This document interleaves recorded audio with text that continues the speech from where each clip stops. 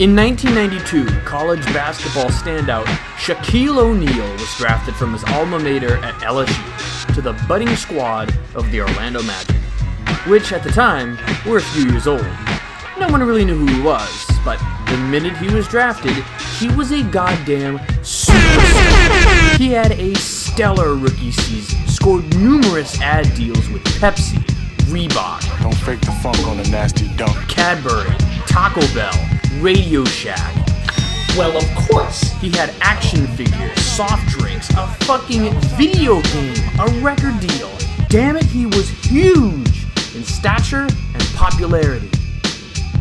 In 1995, I meant 1990 Shaq. The pinball industry was experiencing a downfall with the rebirthing of coin-op arcades and the rise of home console gaming, none more than Gottlieb, whose run of oddities in the late 80s turned a lot of people away from their new experiments, but licensing deals gave them a few more years of life to behold, and because of his immense popularity, no one man was deserving of a pinball machine more than Shaq Diesel himself. Hell, he practically had the whole world on a string. Why not validate his global takeover by plastering his face on a pinball machine? It sure would look good, right?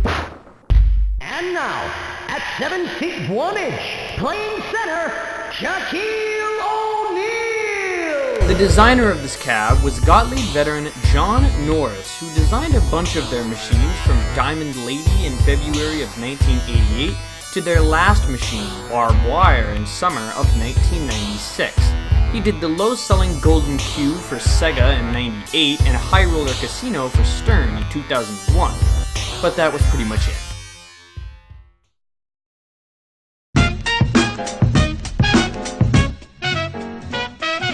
The back glass is utterly terrifying. The flyers made it pretty hard to go full force with this one. Cause look at him. Hey, that's not how you play pinball, Shaq. What the fuck are you doing? He was designed so big and lanky. The back glass gets it even more wrong. Yo, I know Shaq is big, but I don't think he's that big. What a move! Some of the players look poorly composited. The lights look like puppet strings, and Shaq's smug face seals the deal. Like, this must be an extra paycheck. Let's pretend I care a little bit. Just a little bit, though. The cabinet itself was good. Black cabinets always have a habit of looking sharp, so that always gets a thrill out of me. The green, yellow, and red color schemes are weird, but for what it is, it's pretty good. The side art looks nice as well. Simple, but effective. The Shaq speaker grill is a nice nod as well. The speaker plating is an odd choice of color, but nothing too out of the ordinary. So overall, good art on both. That's right, boy. Georgia King Village. The Playfield looks good for a later Gottlieb. Shaq is big and prominent, and there are no shortage of ramps or anything. Although it's not perfect. Case in point, this gate object separating the playfield with a basketball hoop of some sort. This would be used in the later model ballet, NBA Fast Break, in 1997. I think the concept of it is cool and all. It feels kind of slapped in the middle of the playfield a little bit. It looks fine now, but it took me a while to get used to it. I'm glad they didn't stick the Orlando Magic logo on the machine, because then it would have been severely outdated. Arsenio Hall, Yao Ming, and that guy from this KMFDM album cover are on the bottom half of the playfield. Slam it. Jam it. 2 ball log places, the ball sucker, and a few oddly placed drop targets really add this machine up. There's even a little scoreboard in the back. How cute. Weird playfield, but hey, I appreciate the ambition. The Shaq Attaq has risen. Roll call 3 p.m. This is Twism. Always and Where to begin? Good gracious. The game is extremely easy to pick up and play, like all pinball machines, but something feels a little off. There are no pop-uppers in the game, so it definitely feels a lot slower. There's a spinner at the far left of the playfield. There's times in the game where you usually hear an announcer say, you gotta hit that handy spinner. Usually it will give you 5 to 10 million points. 5 million!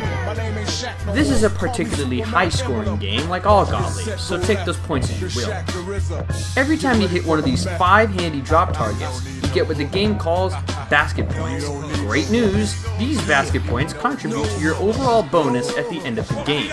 You can also get these points When you Shoot the basket! You get multipliers by continuously hitting the spinner, and you can also spell the letters to Shaquille by hitting the right spot target. Spelling the letters to Shaquille will bring you into Slammin' Jammin' mode. The tip-off mode is set off if the ball goes into the hole next to the basket. It gives you two choices, and you can use the flippers to choose from there. It's your choice! When shooting the ball into the basket, the right ramp lights, and that's your go to achieve multi-ball. Hit the ramp once, lock the other two balls, and the multi-ball is activated. It's a 3-ball multi-ball, so pretty average and standard. To obtain your jackpot, you must keep hitting the basket or right ramp, which both offer it. You can also take Shaq Attaq multi-ball by completing the features circle near the free throw hole. Yeah! Get it? Because Shaq can't shoot free throws! Horse mode begins when you hit the spinner constantly for 15 seconds. The first 4 letters get you 10 basket points each, and the last one offers 3 game balls. MVP mode is where you hit the drop targets as much as you can within a period of time. The game ball mode is exactly what it says. Hit the very target, which is this one, which is very strategically placed underneath this wall lock thing, I don't know, to obtain game balls, which you can trade for multi-ball, extra ball, or slammin' jammin' mode. You can also trade them for 10 million points. Slammin' jammin' is a 3-ball multi-ball where each target you hit adds 5 million to your bonus. This feature remains active until 2 out of 3 of your balls drain. You can still qualify the events, but you cannot start other events while you're in Slammin' Jammin' mode. Hidden features also become available, and for everyone you secure, it's a guaranteed 10 million point bonus at the end of the game. Going over the right return rollover starts Break the Backboard mode, which, when the very target lights, can get you all sorts of prizes, more points, 10 basket points, or a game ball. This is in effect for the rest of the game. When all that is said and done, you achieve Finals mode, where you can play for 100 million points. Finals mode is basically your wizard mode of the game.